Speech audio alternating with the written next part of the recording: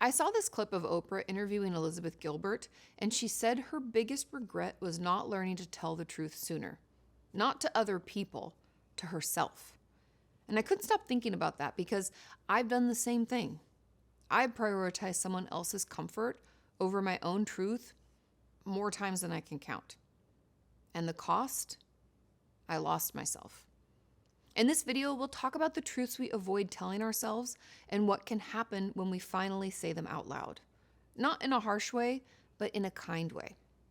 So here's my truth, and maybe it'll help you face yours too. Sometimes the hardest person to be honest with is ourselves. We've learned that honesty can feel unsafe. If we grew up pleasing others to stay connected, or if we hid our needs to avoid conflict, we may tell ourselves things like, I'm fine, or it's not that bad, or this is just how I am. Not because they're true, but because they help us cope. People-pleasing, shame, and trauma can distort our perception of who we are. We consistently lie to ourselves, and that becomes so familiar, we mistake it for our actual identity. But there are also some myths we tell ourselves that keep us stuck in this pattern. We tell ourselves, the truth will hurt people.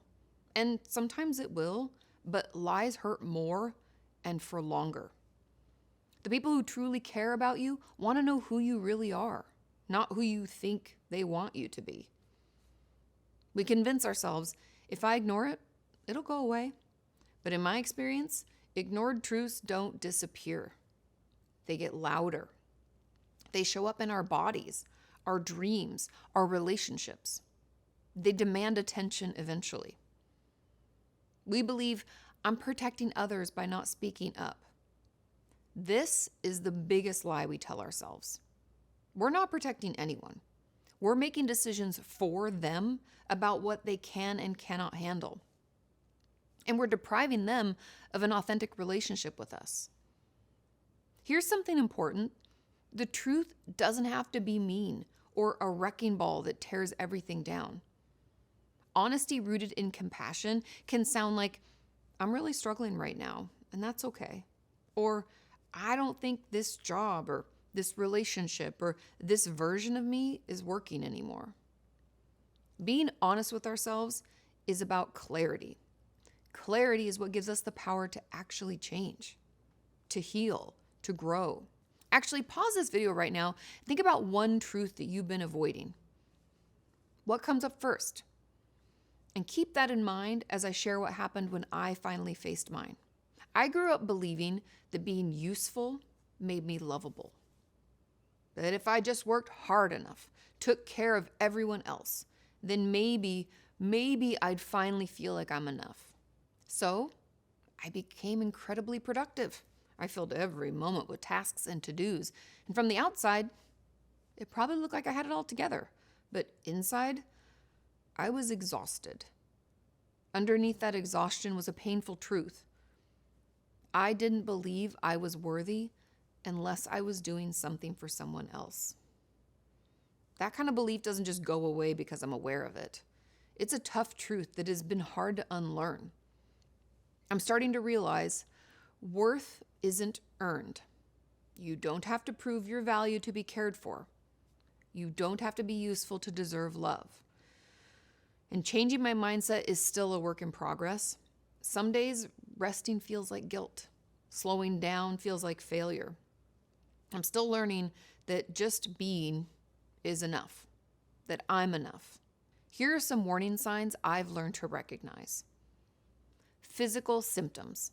That knot in your stomach when you think about work. The tension in your shoulders during certain conversations. Trouble sleeping because your mind won't quiet down. Headaches that came out of nowhere. My body was screaming the truth I wasn't ready to hear. Recurring thoughts. The same worry that keeps circling back. The conversation you replay over and over and over. The what if that won't leave you alone. When your brain keeps returning to something, it's usually because there's a truth there you haven't acknowledged. Emotional numbness. When you feel disconnected from your feelings, or when you catch yourself saying, I'm fine, automatically, sometimes avoiding truth means avoiding feelings altogether. Relationship patterns. Do you find yourself having the same argument with different people? Are you always the one who gives in? Do you feel like you're performing rather than just being? These patterns often point to truths we're not facing. The truth I was avoiding showed up in all of these ways. I was exhausted, anxious, and felt like I was never enough, no matter how much I did. If any of these warning signs resonate with you, share which one hits closest to home in the comments. You're not alone in this. Trust me. I had a patient come into my office years ago saying everything was fine with her marriage. For weeks and weeks, she'd talk about work stress, her kids' schedules, anything but her relationship. When I'd gently ask about her husband, she'd say, "Oh, he's great, we're fine." But I noticed that she'd shift in her chair, look away. Then one day, I asked her to describe a typical evening at home. She paused for a long moment, and I could see something shift in her face. And she said, "Well, we don't really talk much anymore. We just exist in the same space." Over the next few sessions, more truth started emerging. "I don't feel heard," she finally whispered. "I haven't felt heard in years. But I keep telling myself it's just a phase." We tell ourselves it's not that serious or things will get better on their own. But relationship truths rarely resolve themselves. Career truths hit different because they challenge our identity. I had a patient who sat in my office for 3 sessions insisting that he just needed, better work-life balance. Finally, he looked at me and said, "I hate my job. I've hated it for years." We silence these truths with, "I should be grateful," or "it's too late to change." But what if it actually isn't too late? Another patient of mine spent months talking about anxiety before admitting, "I just don't want to become my mother." These truths feel dangerous because family is supposed to be unconditional, right? But setting boundaries with people we love isn't betrayal, it's honesty. Health truths, both physical and mental, get pushed down because they feel too big. "I think I need therapy," or "I'm drinking too much," or "I'm not taking care of myself." We tell ourselves everybody struggles, or "I can handle this on my own." But what if we don't have to handle it alone? Now you might be thinking, "Okay, Katie, I see myself in all of these stories, and I'm ready to face my truth." But before I give you the toolkit that changed everything for me, I need to tell you about the biggest mistake people make when they start this process, because it nearly derailed my own healing journey. People think that once they acknowledge their truth, they have to blow up their entire life immediately. But that's not how healing works. What I didn't realize for years was this: when we're not honest with ourselves, we can't truly be honest with anyone else. It creates this ripple effect that touches every relationship we have. When I was stuck in that people-pleasing pattern, I thought I was being kind. I was saying yes when I meant no. I was agreeing when I actually disagreed. And I was pretending to be fine when I was falling apart. The people who cared about me could sense something was off. They just couldn't name it. Because when you're not being authentic, your relationships become based on a version of you that doesn't really exist. I was so afraid of disappointing people that I became someone disappointing to be around. I was present, but not really there. Available, but not genuine. Helpful, but not honest. The paradox that blew my mind: we think we're protecting others by not speaking our truth, but we're actually being dishonest to them. We're making decisions for them about what they can and cannot handle. We're robbing them of the chance to know and love the real us. When I finally started being honest with myself, my relationships got stronger, not weaker. Some people left, sure, and that did hurt, but the people who stayed, they got to know me, the real me. Here's something powerful you can try. Think of one relationship where you're not being completely authentic. What would change if you brought more truth into that relationship? Drop your thoughts in the comments. I'd love to hear your perspective. So, how do we actually start telling the truth to ourselves? The answer isn't to bulldoze yourself or others with harsh confessions. In fact, the best place to start is quietly. gently, with curiosity, not criticism. So grab your phone and open it up to your notes app. I want you to try something with me. Ask yourself, what do I know deep down but struggle to admit? Maybe you're pretending that you're fine. Maybe you're pretending that a relationship still works, that a job is still fulfilling, that you're not hurt by something that happened years ago.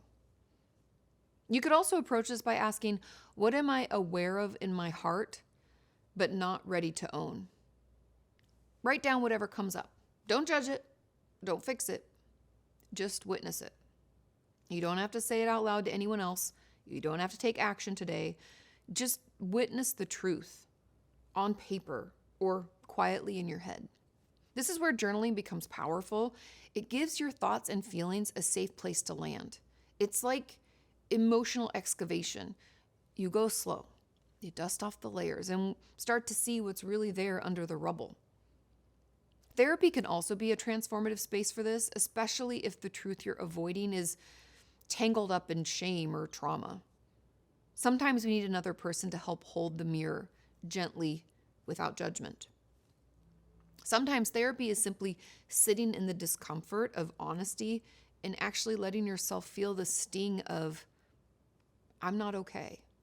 It hurts, but it also heals. Once you name the truth, something amazing happens. It loses a bit of power over you and stops lurking in the background.